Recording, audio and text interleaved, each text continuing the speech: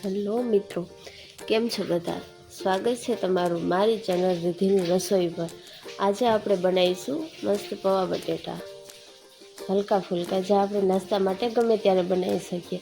તો તેના માટે આપણે જેટલા લોકો માટે બનાવવું હોય તે મુજબ પૌવા લેવાના, ત્યારબાદ એક સુધારેલી ડુંગળી લેવાની, પછી મીઠા લીમડાના પાન લેવાના, એક નાની સાઈઝમાં સુધારેલું બટેટું લેવાનું, એક ટમેટું અને 2-3 મરચાં લેવાના અને માંડવીના બી લેવાના। ત્યારબાદ પૌવાને ધોઈ નાખવાના 2 થી 3 પાણીએ। તે ધોયેલા પૌવામાં અડધી ચમચી હળદર નાખવાની, સ્વાદ અનુસાર નમક નાખવાનું, અને જો તમને ખાટા મીઠા ભાવતા હોય તો તમારે ખાંડ નાખવાની। મને ખાટા મીઠા ભાવે તો મેં અહીંયા ખાંડ એડ કરી છે। ત્યારબાદ તેને મિક્સ કરી લેવાનું। જે પૌવા છે તેના ઉપર મસ્ત હળદર ફેડાઈ જાય તે મુજબ ત્યાં સુધી મિક્સ કરી લેવાનું। આવી રીતે મિક્સ કરવાથી જે ખાંડ અને નમક આપણે નાખ્યું હોય તે પણ તેમાં ભેળવાઈ જાય છે અને એકદમ મસ્ત સ્વાદ આવે છે।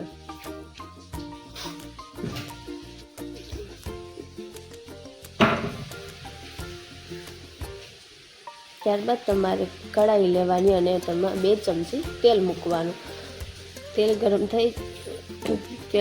થઈ જાય ત્યારબાદ તેમાં માંડવીના બી તરી લેવાના અથવા શેકી લેવાના।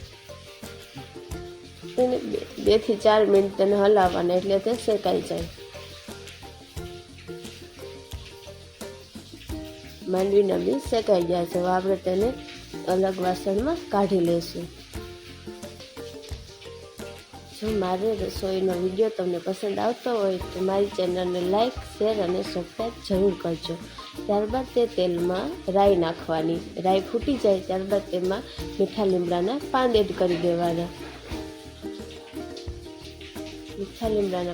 ત્યારબાદ તેમાં નાનું સુધારેલું બટેટું નાખી દેવાનું, ત્યારબાદ તેમાં ડુંગળી નાખી દેવાની અને ટમેટાં અને મરચાં જે આપણે સુધારેલા હોય ઝીણા તે નાખી દેવાનું। આ જે બકાલું આપણે સુધાર્યું હોય તે બધું નાની સાઈઝમાં રાખવાનું એટલે તે તરત પાકી જાય। ત્યારબાદ તેને હલાવતું રહેવાનું જ્યાં સુધી બટેટું, ટમેટું અને બધી સબ્જી રંધાઈ જાય ત્યાં સુધી હલાવવાનું, અને તેમાં સાથે સાથે મીઠું નાખી દેવાનું, નમક નાખી દેવાનું એટલે તેનો ટેસ્ટ એમાં સ્વાદ આવી જાય નમકનો। અને જે આપણે તરેલા બી હતા માંડવીના એ પણ સાથે એડ કરી દેવાના, થોડીક વાર મિક્સ કરી લેવાનું। ત્યારબાદ તેમાં જે આપણે પૌવા હતા જેમાં આપણે હળદર, નમક અને ખાંડ ઉમેરી હતી તેને એડ કરી દેવાના અને એકદમ મસ્ત હલાવી લેવાનું જ્યાં સુધી પૌવાનો કલર એકદમ પીળો થઈ જાય ત્યાં સુધી મિક્સ કરવાનું। જો છો મિત્રો તમે કેવો મસ્ત પૌવાનો કલર આવી ગયો છે અને એકદમ હલકા ફુલકા થયા છે, આમ એકદમ ચોટેલા નથી થયા। ત્યારબાદ તેમાં ઉપરથી ધાણા એડ કરી દેવાના।